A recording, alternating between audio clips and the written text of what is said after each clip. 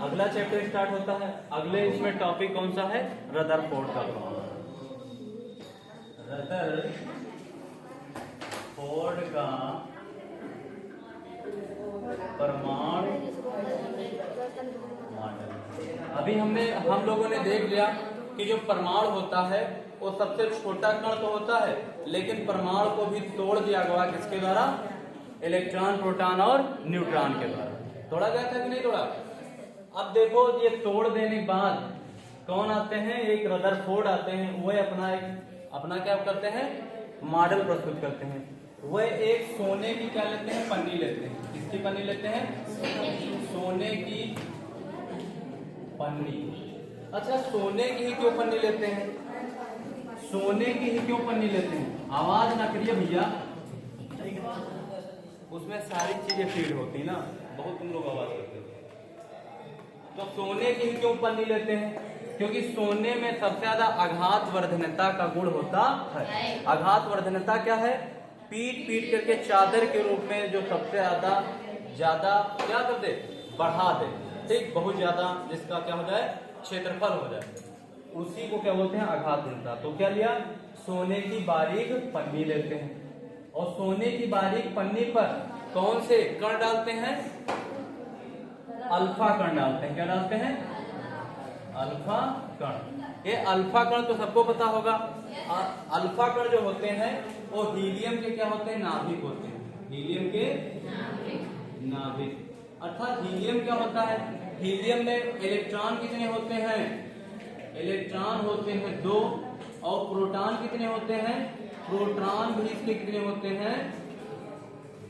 Proton भी कितने होते हैं? 2, और इसमें न्यूट्रॉन भी कितने होते हैं?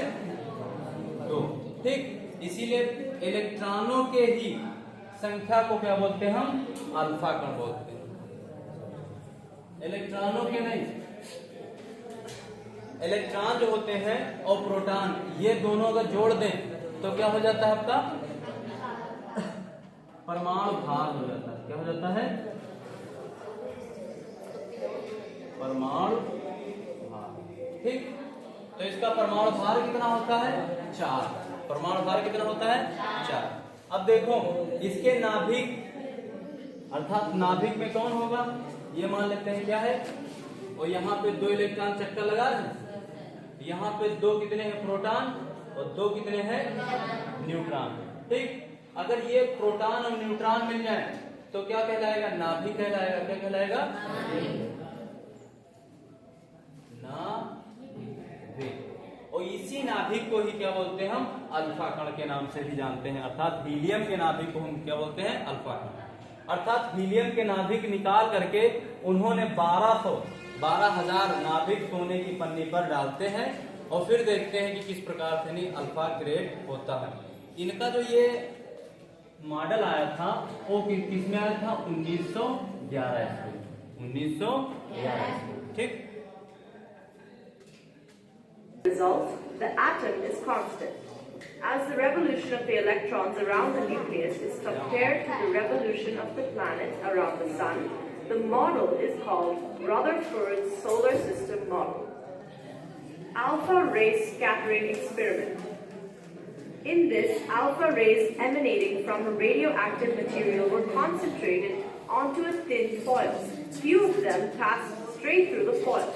Others were bent at various angles. These alpha particles, once bent, illuminated a fluorescent screen. Few atoms returned at the exact same angle. The reason behind this was the electropositivity of the alpha particles.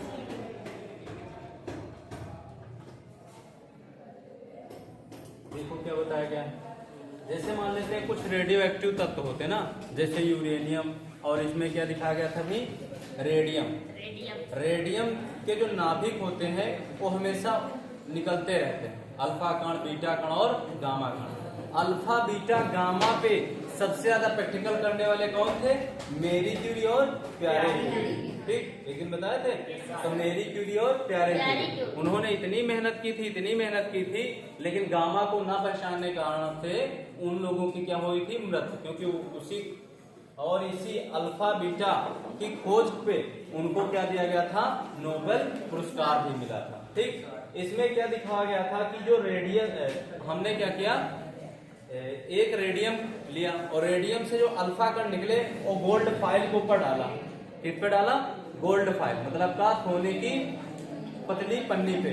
तो जैसे ही gold file पे क्या डालते हैं हम, alpha कण डालते हैं, तो अगर मान लेते हैं कम से कम 1200 कण, कितने कण, 1200 अगर कण अल्फा के डाल दिए जाए, कितने कण, 1200।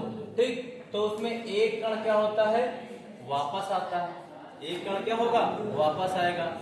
एक या फिर दो कण क्या होंगे, इस तरफ उस तरफ मुड़ जाएंगे और सभी कण क्या होते हैं, सीधे निकल जाते हैं। और जब सीधे निकल जाते हैं तो इसी को क्या बोलते हैं हम, परमाणु कैसा है, अत्यधिक खोखला है।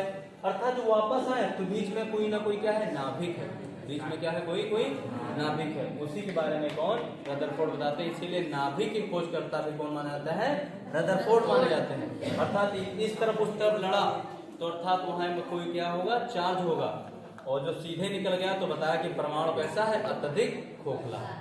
ठीक, आप लोग देखो। As they neared the center of the atom in the gold foil, they were repelled and sent backwards. In reality, alpha particles are electropositive.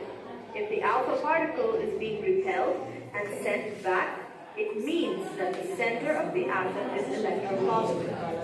Therefore, it was found that the nucleus is electropositive.